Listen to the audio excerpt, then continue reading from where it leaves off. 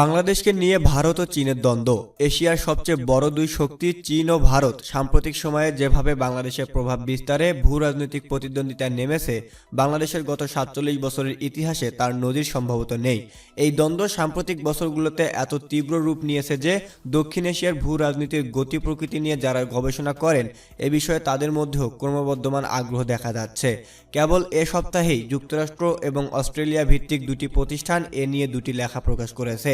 অস্ট্রেলিয়ার একটি গবেষণা প্রতিষ্ঠান ইস্ট এশিয়া ফোরামের প্রকাশিত নিবন্ধটির শিরোনাম China and India's geopolitical tug of war for Bangladesh, অর্থাৎ বাংলাদেশ নিয়ে চীন ও ভারতের ভূ রাজনৈতিক দ্বন্দ্বযুদ্ধ।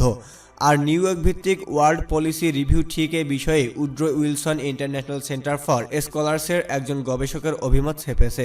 তাদের লেখাটির শিরোনাম why India and China are competing for better ties with Bangladesh, অর্থাৎ বাংলাদেশের সঙ্গে ভালো সম্পর্ক গড়তে কেন ভারত আর চীনের মধ্যে এত প্রতিদ্বন্দ্বিতা।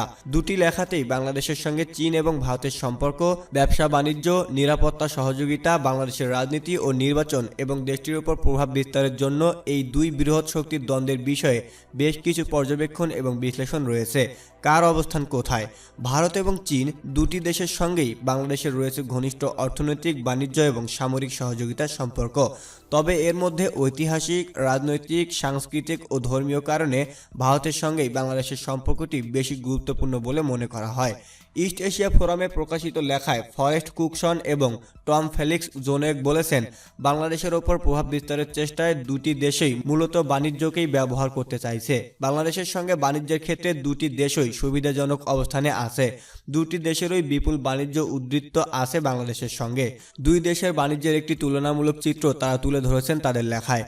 চীন বাংলাদেশের রপ্তানি করে প্রায় ১৬ থেকে ১৭ বিলিয়ন ডলারের পণ্য, অথচ বাংলাদেশে থেকে আমদানি করে মাত্র ৭৫ কোটি ডলারের পণ্য। বাংলাদেশকে তারা বছরে ১০০ কোটি ডলারের সাহায্য দেয়। তবে ২০১৬ সালে বাংলাদেশ সফরের সময় চীনের প্রেসিডেন্ট শি জিনপিং ২৪ বিলিয়ন বা ২,৪০০ কোটি ডলারের সাহায্য দেওয়ার কথা ঘোষণা করেন। অন্যদিকে ভারত বাংলাদেশে রপ্তানি করে বছরে প্রায় ৮ বিলিয়ন ডলারের পণ্য, কিন্তু আমদানি করে মাত্র ২৬ কোটি ডলারের। কিন্তু দু দেশের মধ্যে অনেক ইনফরমাল ট্রেড বা অবৈধ বাণিজ্য হয়, যা মূলত ভারতের অনুকূলে। এর পরিমাণ কমপক্ষে ২ থেকে ৩ বিলিয়ন ডলারের সমান হবে বলে মনে করা হয়।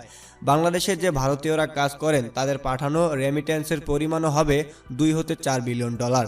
বাংলাদেশকে ভারত যে বৈদেশিক সহায়তা দেয় বছরে তার পরিমাণ ১৫ কোটি ডলারের মতো।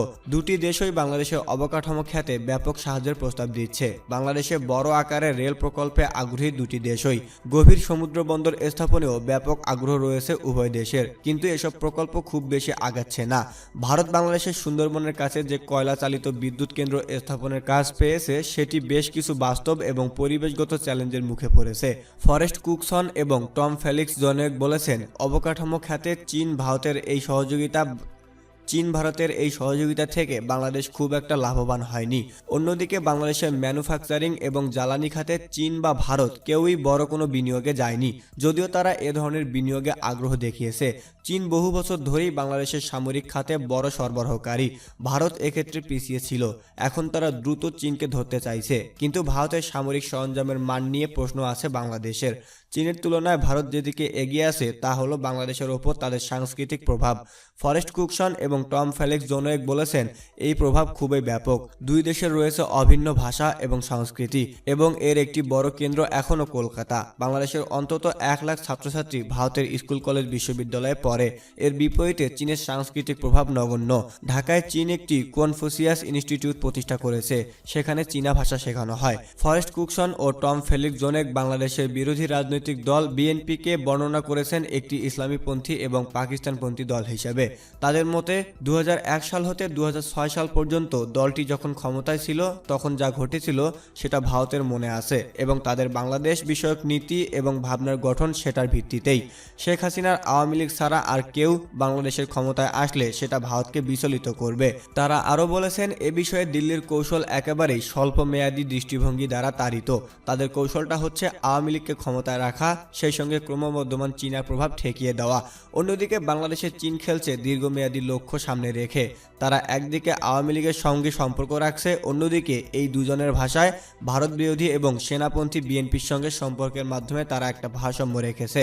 দুই বৃহৎ শক্তির দ্বন্দ্বের মাঝখানে পড়ে বাংলাদেশ কিভাবে তার সুবিধা নিচ্ছে?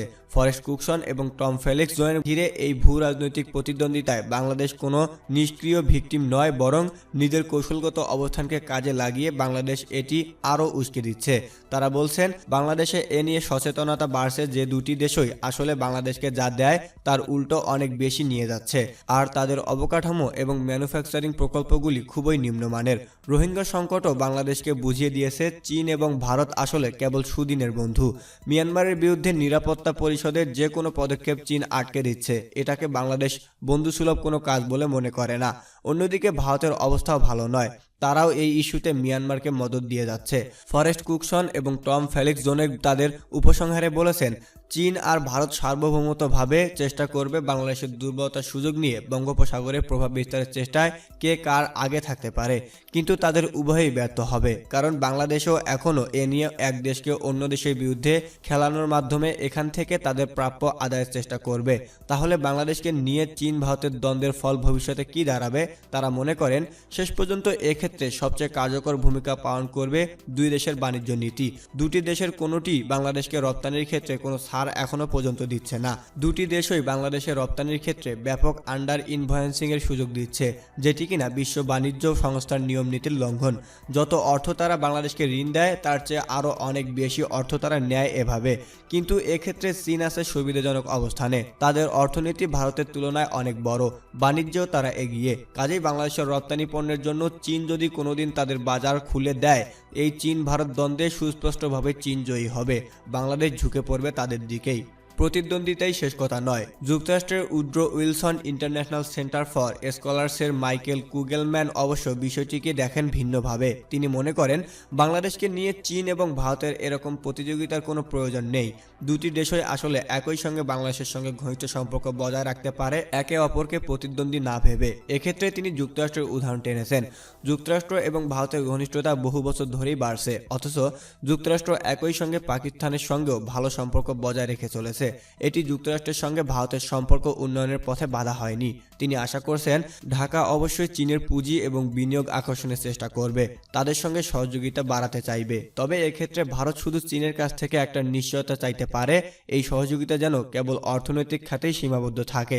তারা যেন বঙ্গোপসাগরে কোনো ধরনের নৌ স্থাপনা প্রতিষ্ঠার পরিকল্পনা নিয়ে অগ্রসর না হয়। কিন্তু ভারতকে এরকম কোনো নিশ্চয়তা চীন কি দেবে, সেটার কোনো ইঙ্গিত কিন্তু এখনো নেই।